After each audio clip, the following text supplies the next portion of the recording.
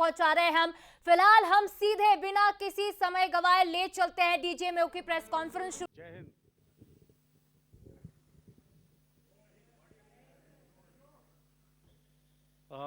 Welcome to this special press conference on Operation Sindoor.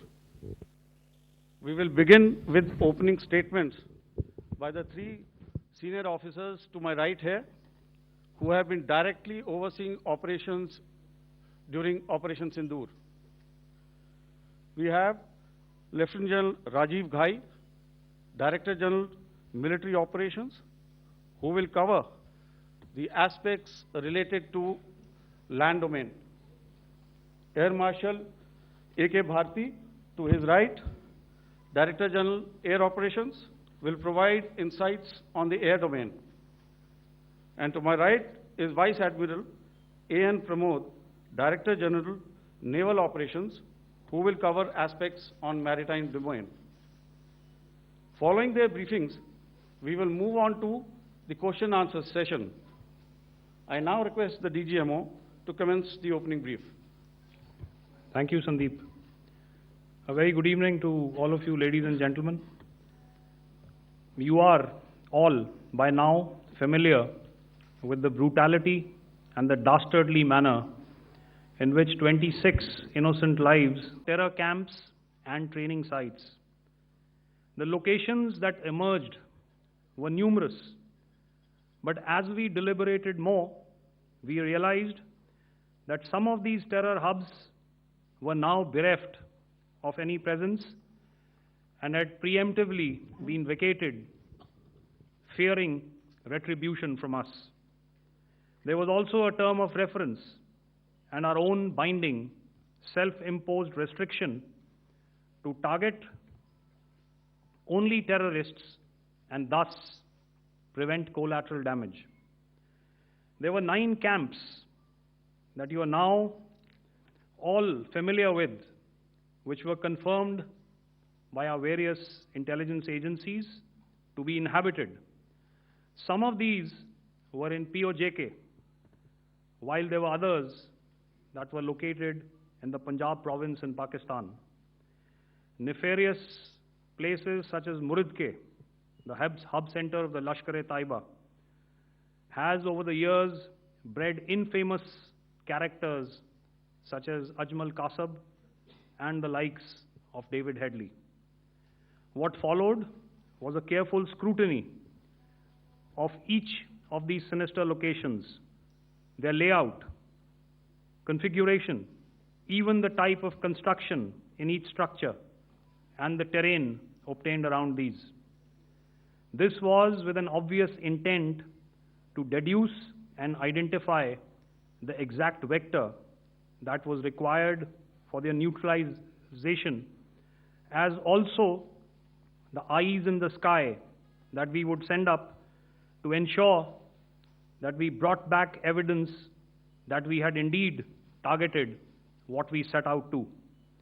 The precise images of these engagements on that fateful and historical night have already been showcased during the first press statement on the 7th of May that was helmed by our Foreign Secretary. I have no doubt in my mind that we achieved total surprise, and those strikes across those 9 terror hubs left more than 100 terrorists killed, including high-value targets such as Yusuf Azhar, Abdul Malik Rauf, and Mudassir Ahmed that were involved in the hijack of IC-814 and the Pulwama blast. The line of control was also violated soon after by Pakistan, and the erratic and rattled response of our enemy was apparent from the number of civilians, inhabited villages, and religious sites such as Gurudwaras that were unfortunately hit by them, leading to a sad loss of lives. The Indian Air Force played a major part in these strikes by engaging some of these camps, and the Indian Navy provided wherewithal in terms of precision munitions. The Indian Air Force obviously had their assets up in the sky, and I will here request Air Marshal Bharti, the Director General of Air Operations, to detail for you the methodology that the men in blue adopted to successfully manifest this mission. Thank you, Rajiv. A very good evening, ladies and gentlemen. It indeed is a difficult time that we have to come here like this and brief you. We could have done without this, but we had no choice. As the Dgmo has detailed, the event was precipitated by the dastardly act at Pehlg. The sequence of events have already been detailed. We carefully selected the targets, and out of the 9 selected targets, the target systems that were given to the Indian Air Force were the notorious training camps at Bhavalpur and Muridke, these being further from the international boundary.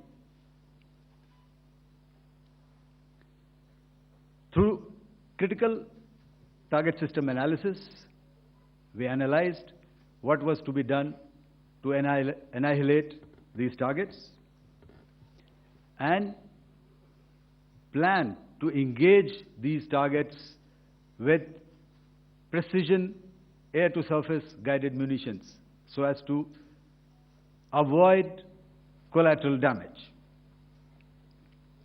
The modalities of planning process I will not go through at this instant.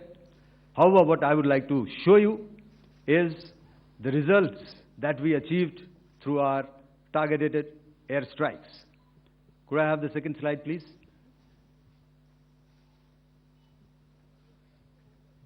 Yeah, change, please.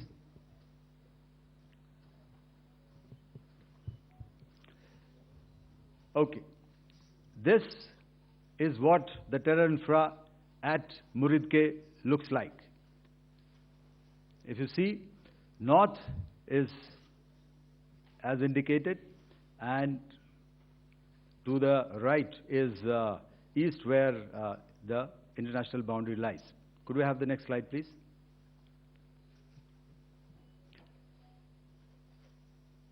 Orientating. Just go back to one slide. Okay. Please have a look at this red building, the series of buildings out here, and this empty ground. Next. If you relate, the empty ground is here, and you see this is the first weapon that is impacting. This is the impact point number 1 on Muridke training camp with our precision guided weapons on early morning 7th. Next, please. Keep your eyes glued for the second weapon coming in and the second impact on the selected target point. Next slide, please.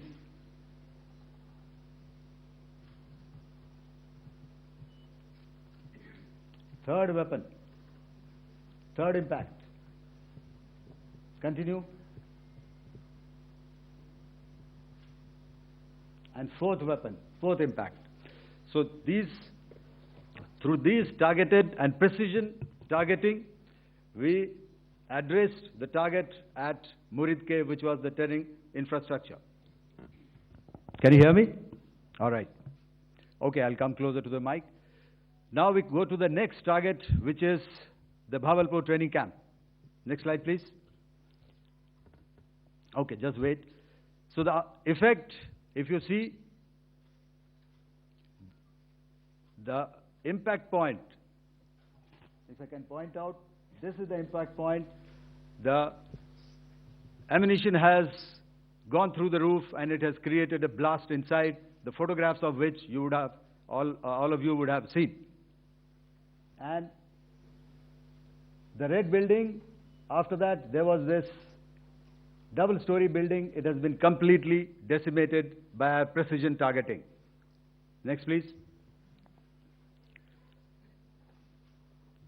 the target system which was in the north, a series of buildings. I will show you how it looked. Next. Completely destroyed by our precision targeting. Next.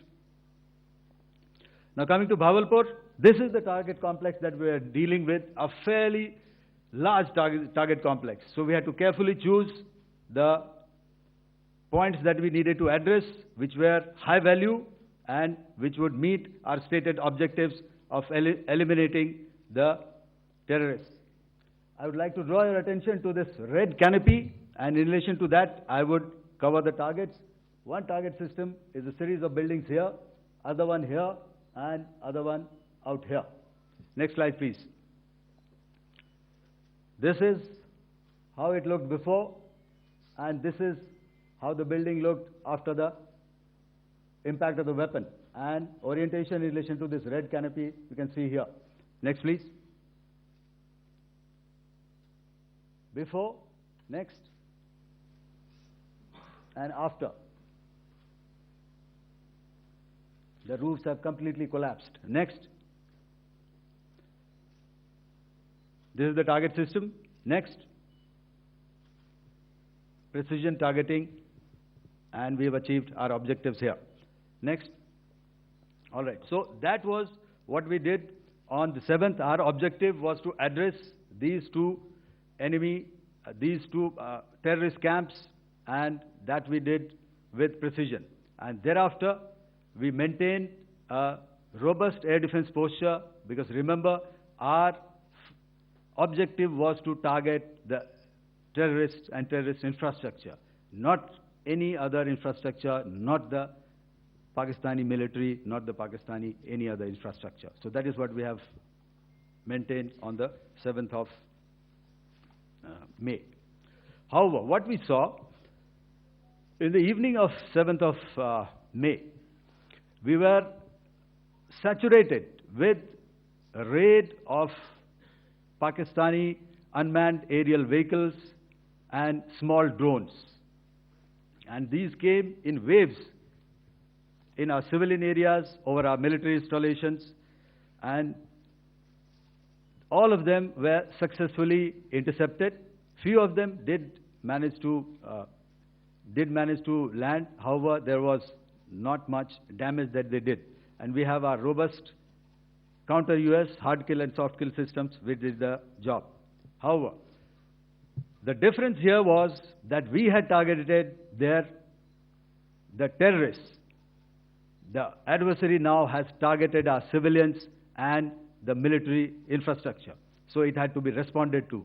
So in a quick and calibrated response, that very night, we struck their radar installations at Lahore and close to Gujranwala, the LYT installation, to indicate to him that we are ready, yet we do not want to escalate. Our fight was with the terrorists and not with the Pakistani military establishment. Thank you.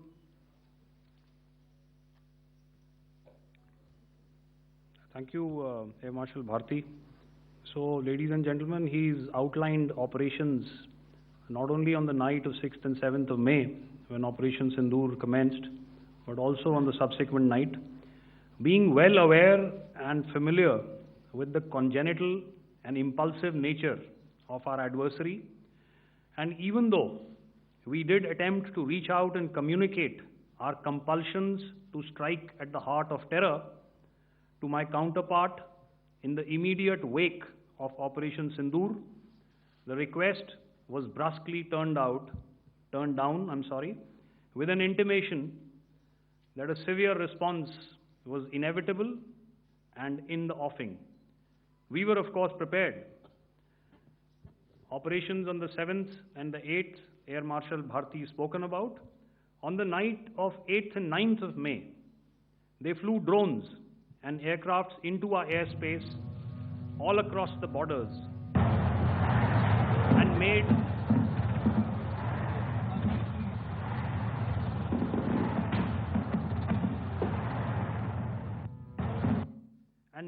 largely unsuccessful attempts to target numerous military infrastructure. Violations on the line of control by Pakistan also commenced yet again and precipitated into fierce arty engagements. The air operations on the night of 8th and 9th of May, I'll yet again request the DG Air Operations to cover.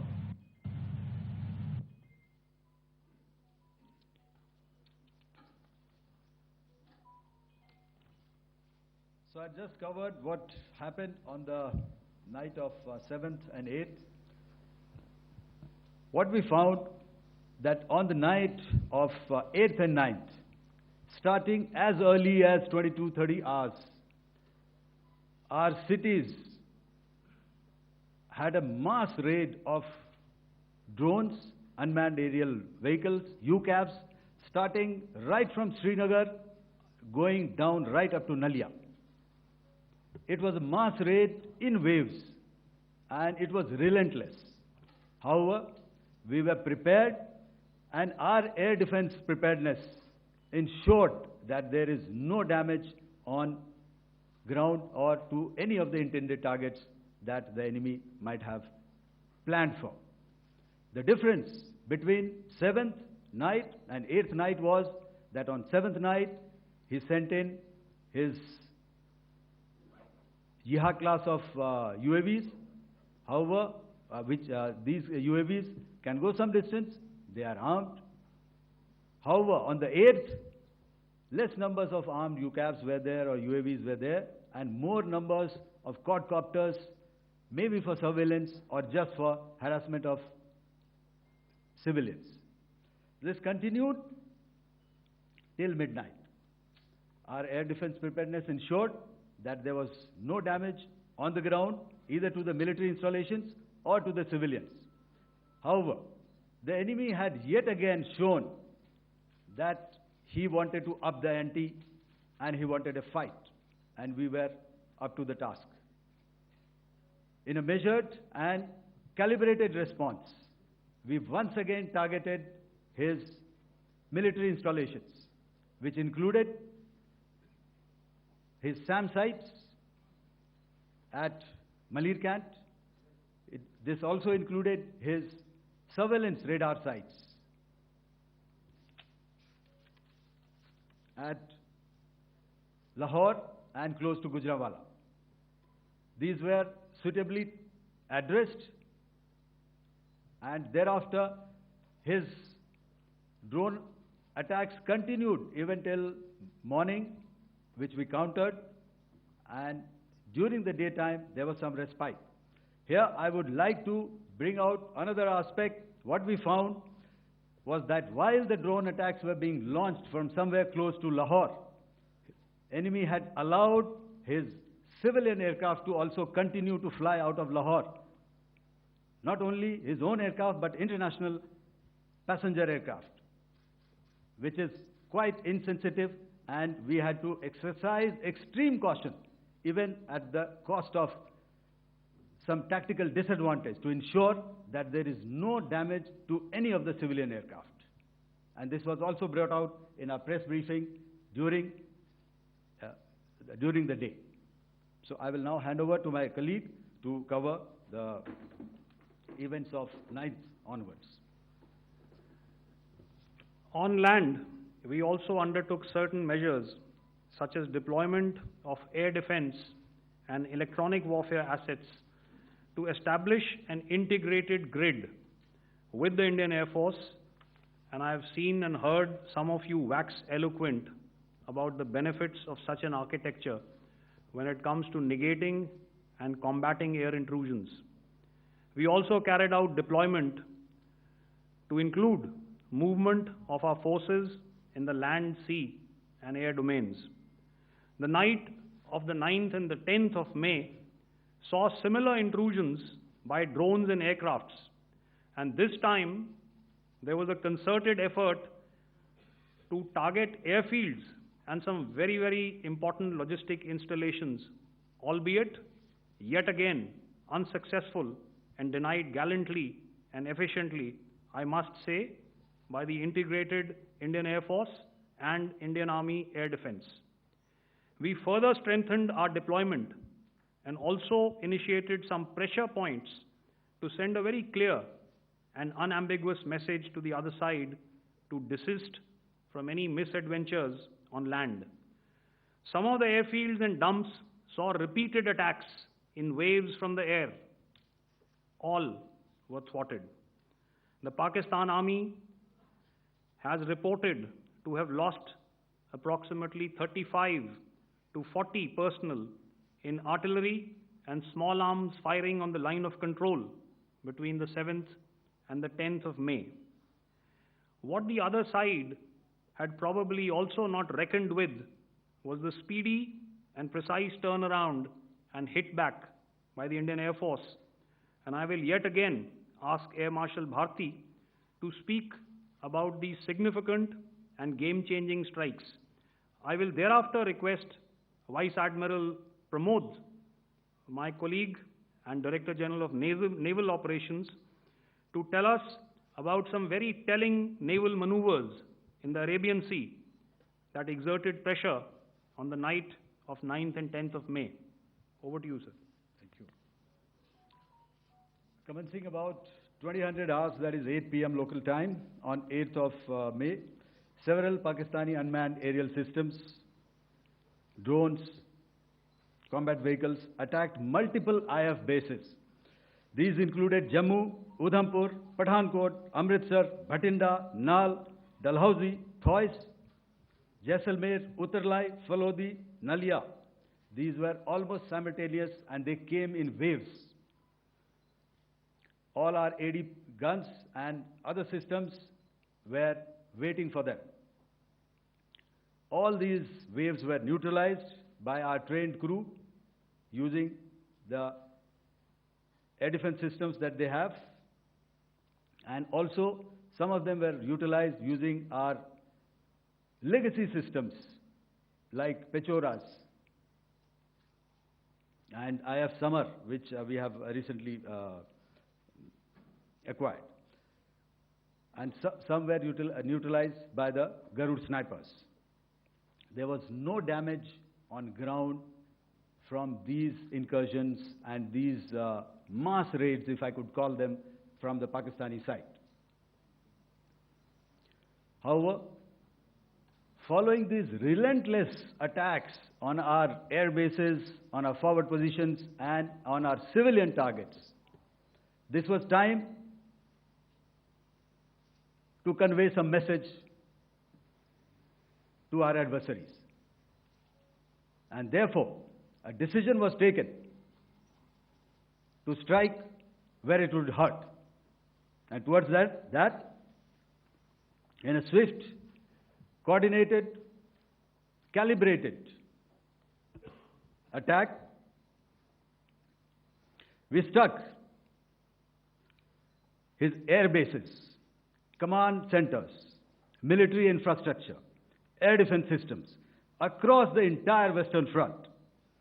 The bases we struck include Chaklala, Rafiki, and mind you, Chaklala is Islamabad, Rahim Yar Khan, Sakar, sending a clear message that aggression will not be tolerated. This was followed by strikes at Sargoda, Bholari, Jacobabad. We also struck the C2 centers at Murid, the UAE complex at Murid, Rafiki, radar at Chunia, which I will show you, Rahim Yar Khan airfield, and the unmanned combat aerial vehicle hangar at Sakar. I would like to reiterate here that we have the capability to target every system at these bases and more. However, it was only a measured response to instill good wisdom to our adversary to refrain from further escalation. IF response was directed only at military installations, avoiding civilian and collateral damage. I would now like to show you some of the effects that have been achieved as a result of our air operation.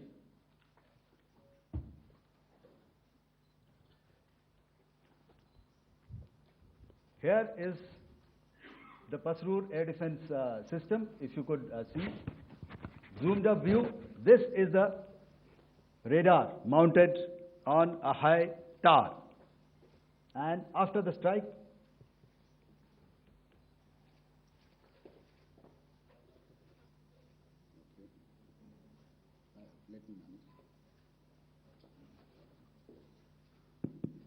thank you. Can you hear me? Yeah, thank you. And after the strike, this is what has happened. This radar has been taken out, completely burnt. Next slide, please. The Chunia air defense radar, which was taken out on 7th and 8th. This is the radar site. A blown up photograph, once again, on a tower. Not very clear, but what you see very clearly is the after effect after we have struck. The radar head has been completely decapitated. Next slide, please. Arifwala air defense radar. In this complex, you see how it looked before, blown up image, and after, really blown up. Next. Now coming to Sargodha airfield.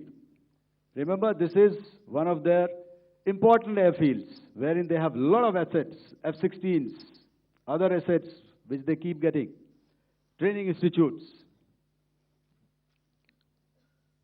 And we have stuck this airfield. It is not, if you zoom in here, then one impact point here on the runway and second impact point of our weapon, precision weapon on the runway. And if you see, this blown up, repairing going on. Same here. Next. Rahimyar Khan. This is the area we have struck. A deep strike out here and one complex here. So this is how it looked before, and same, you see a big crater, another crater here, and this complex, after strike, neutralized. Next. Chaklala airfield, Noor Khan, once again a major air base, a lot of their logistic assets out here. This was the chosen complex that we intended to strike and convey a message. Next slide, please. This is how it looked before, and this is how it looked after our strike. Next. Sakar. We chose the radar site at Sakar. This is the radar site, and after it was struck, this is the aftermath, completely burnt out. Next, please. Aircraft shelter.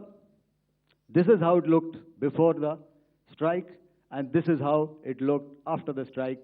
The roof of the buildings completely caved in and burnt. Next. Bolari airfield, aircraft hangar. This is how it looked before, and this is how it looked after the precision strike. Next. Jacobabad,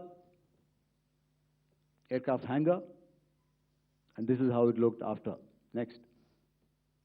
So what I'm trying to convey here, ladies and gentlemen, is to start with, our fight was neither with the Pakistani military nor with anybody else who's there on the other side. Our fight was with the terrorists. We neutralized the terrorists that we selected to be neutralized, and thereafter, we only maintained the air defense posture. However, we were relentlessly pounded by waves after waves, night after night, by his UCAVs, by his drones, and by his other unmanned aerial systems. And that left us with no choice but to retaliate, and yet our retaliation was calibrated, it was graduated, and it was proportionate. Thank you.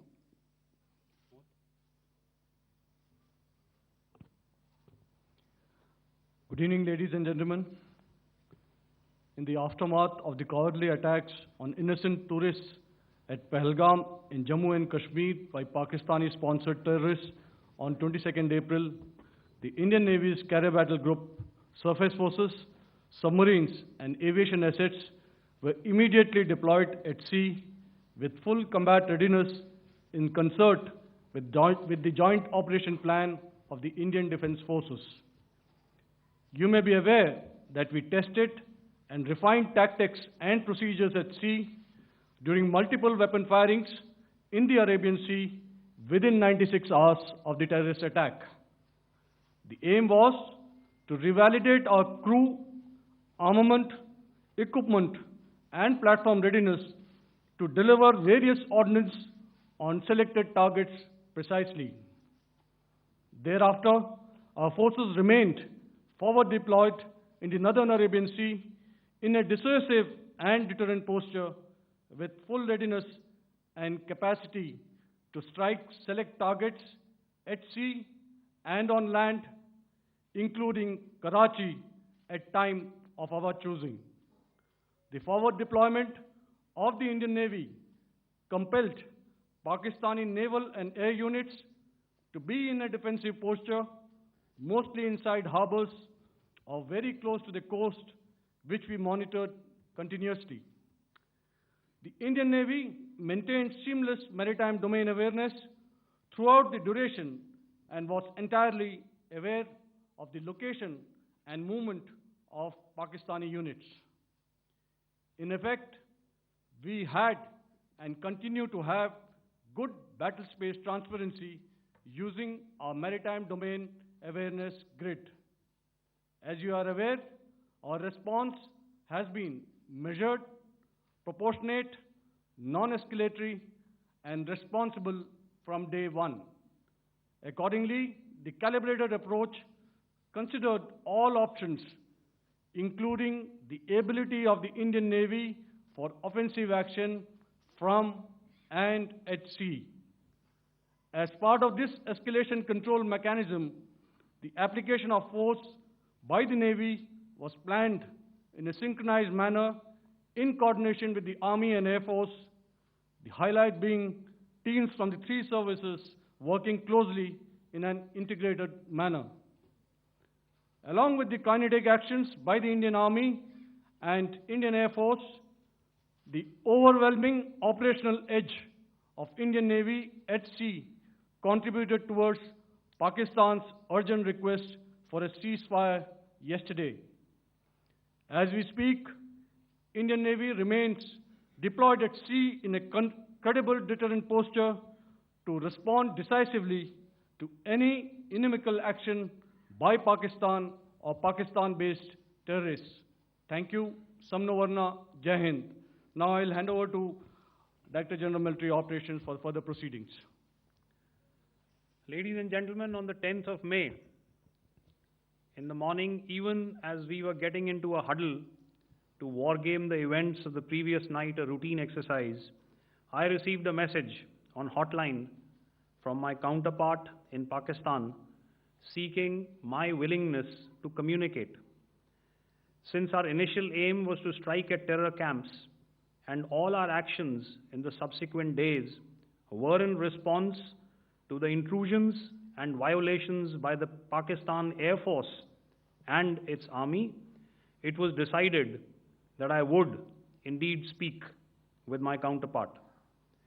You are already aware, I've seen it being covered on national television, that my communication with the Pak Dgmo was conducted at 15:35 hours yesterday and resulted in cessation of cross-border firing and air intrusions by either side with effect from 1700 hours, 10th of May, after he proposed that we cease hostilities.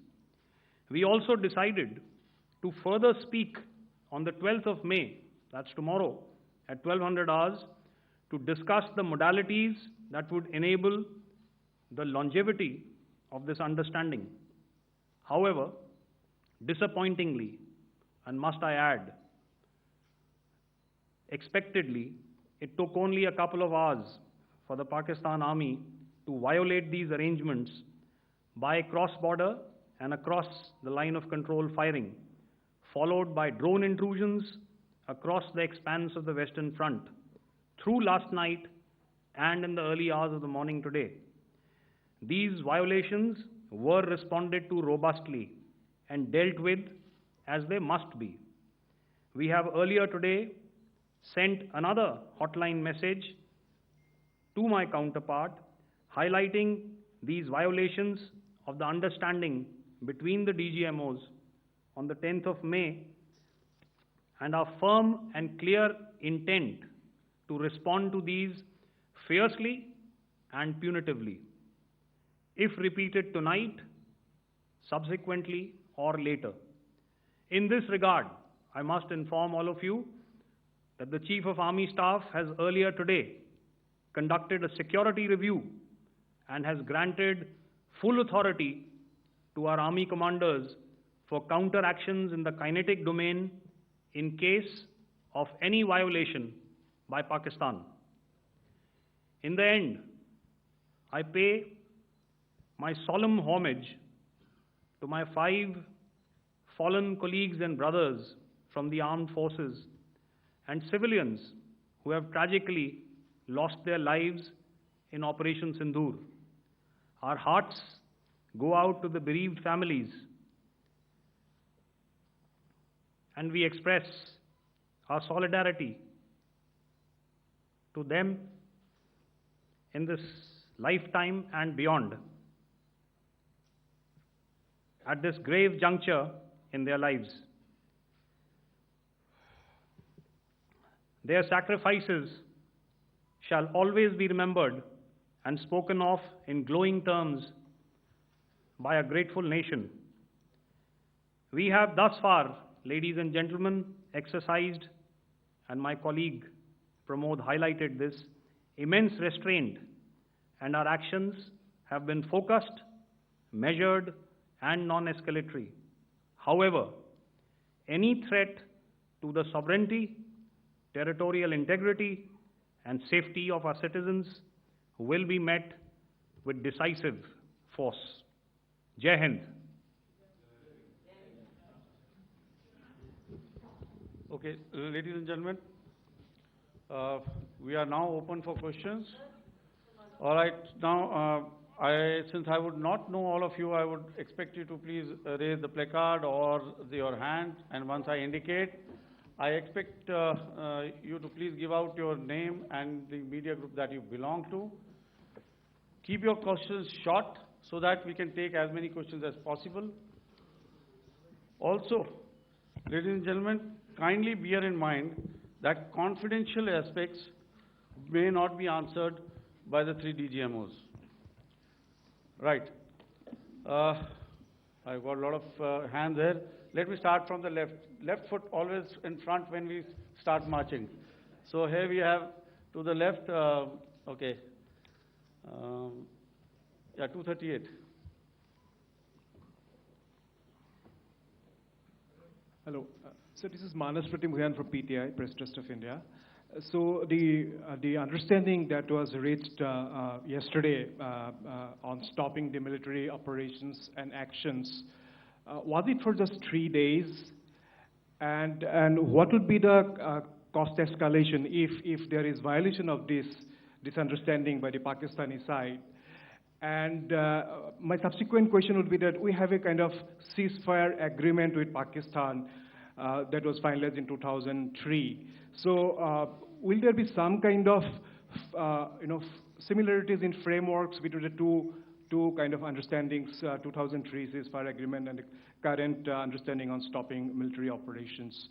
And again, what are the cost that will be incurring on Pakistan if Pakistan again resorts to this kind of terrorist activities, because we have made it very clear that the cost will be very high. So I would like to have your thoughts on it. Okay, so I'll answer the latter part of the question first.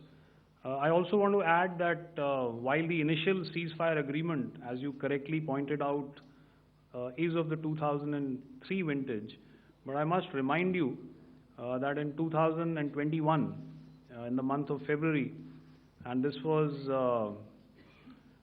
then when the crisis in eastern Ladakh was also on. The two DGMOs had spoken and arrived at a ceasefire understanding that lasted right up until this unfortunate attack at Pahlegam. Once our Foreign Secretary had announced the decisions of the CCS in the immediate wake of that attack, he had announced certain measures, and then of course Pakistan had in turn made its own announcements. Since then, there have been certain violations of this ceasefire understanding, and of course after the 7th of May, like I pointed out during my statement, that there have been numerous violations on the line of control especially, and of course along the international boundary by the Pakistan Army and the Pakistan Air Force. This understanding that we spoke about yesterday, no, it was not for 3 days. It was first to stop aggressive and hostile activities immediately, let that order and direction settle down for about 36 hours, and thereafter discuss modalities, like I said, to ensure its longevity. That is tomorrow on the 12th of May. But unfortunately, we had a violation starting at approximately 1900 hours last night, and we've sent a communique, like I said, to the Pakistan Military Operations Directorate, and we will await as to what happens tonight. All right. The cost escalation, I'll leave it to your best imagination. I've already said that the response will be fierce and punitive. Now, the right foot forward. Yeah.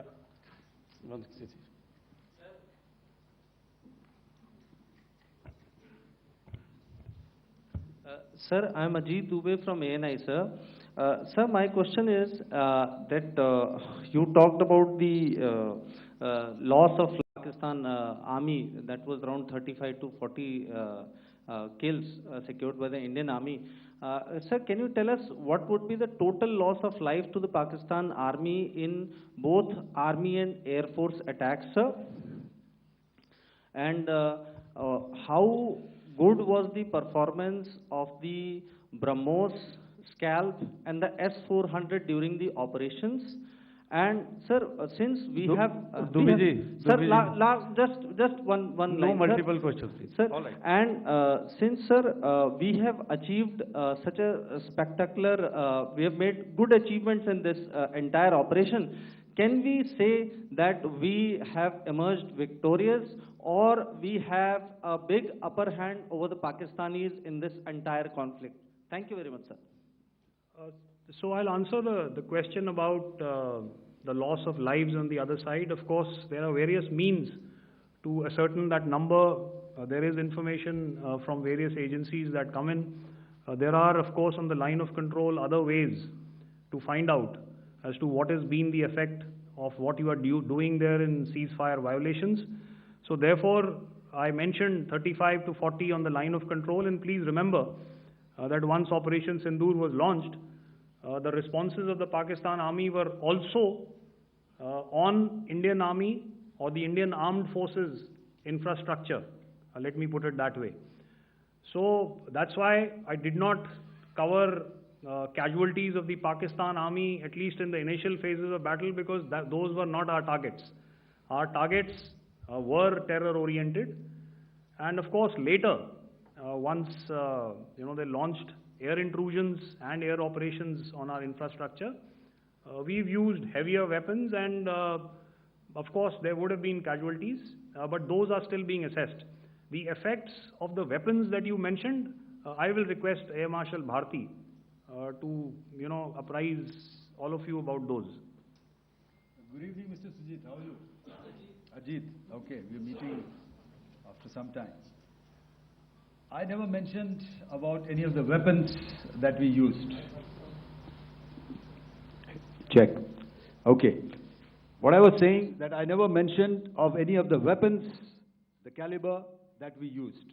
All right, so we leave it at that. Those are matters of operational details which I would not like to go into.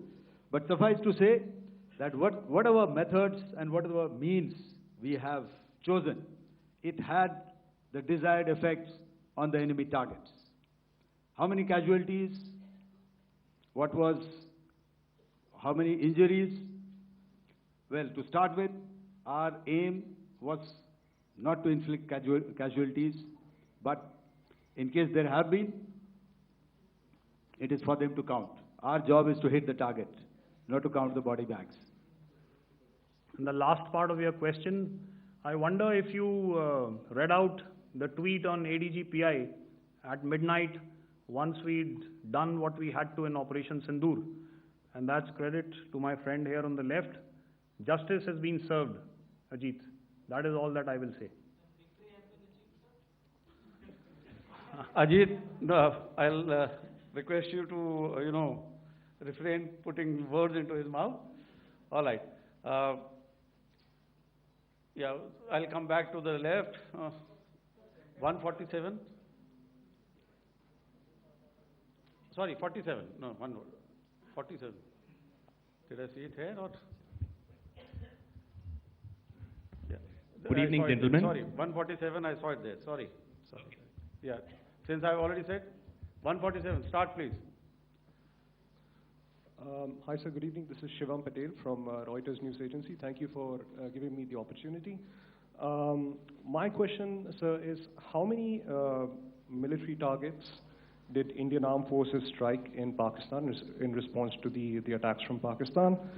How were these targets selected? And how many troop casualties have been there in total on both sides, if you can give details? Thank you. I'm sorry, where are you? I haven't spotted his... He's to the right. Okay. Can you just repeat that for me, please? Sure, sir. So my name is Shivam Patel. I'm from Reuters News Agency. My question is, how many military targets in total did the Indian Armed Forces strike in Pakistan in response to the attack from Pakistan?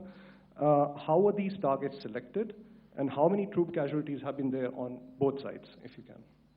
So you're speaking of the targets that I mentioned in the wake of the attack at Pahalgam, right? Yeah, I think it's amply clear to everybody here that the Pakistan army has not crossed the international boundary, neither in the plain sector nor on the line of control. So the intrusions have been in the air. There have been certain attempts on the line of control when ceasefire violations have been on to try and infiltrate and carry out and perpetrate activities that we are all very well familiar with. Whether these are by terrorists or by the Pakistan army or its special forces and commandos is difficult to say, but each of these have been effectively thwarted. So therefore, as far as engagements of military targets on the other side is concerned, I thought Air Marshal Bharti covered those very well and in detail, and he also mentioned as to how they went about targeting those. I think those images were very clear and very, very graphic in telling us as to what we needed to hit. And you'll remember right at the outset I said that we even went into what was the construction in each of these locations and therefore decided on the vector that had to be utilized. Please. Okay, if I could add to what the Dgmo has said. I have already detailed the targets. Now, whether it is X numbers or Y numbers that is immaterial.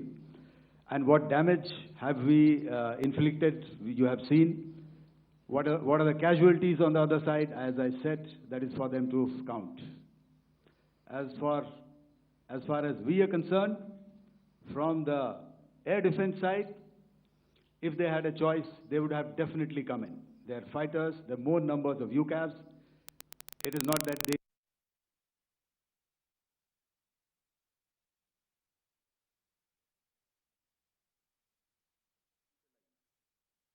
ये बड़ी बातें TV screen पर आज रात हमला हुआ तो देखिए अब बड़ा हमला किया जाएगा भारतीय सेना की ओर से। अभी आपने ये ब्रीफिंग सुनी तो 10 मई को पाक डीजीएमओ ने डर कर फोन किया था। ये सच्चाई भी पाकिस्तान की पूरी दुनिया के सामने, देश के सामने रख दी कि देखिए पाकिस्तान ने डरपोक, पाकिस्तान ने कायर, पाकिस्तान ने फोन किया था डर कर, और जिसके बाद सीज फायर को लेकर सहमति बनाई गई थी, इस पर चर्चा की थी, लेकिन पाकिस्तान अपनी ही बात पर अड़िग नहीं रहा। ये बड़ी बातें कुछ आपको बता रहे हैं, एक बार फिर से सुनिए जरा। They would have definitely come in. They are fighters, there are more numbers of UCAVs. It is not that they did not intend to come in. It is only that our robust AD posture prevented them from coming in. So that must be known, and that must be realized by all the audience here. Yeah, I'll come to the left now, 24.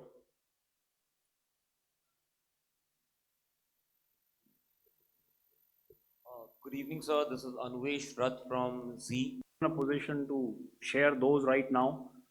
But I think I'll take a cue from Pramod. You know, he said towards the end that the Indian Navy is still in a posture that is deterrent.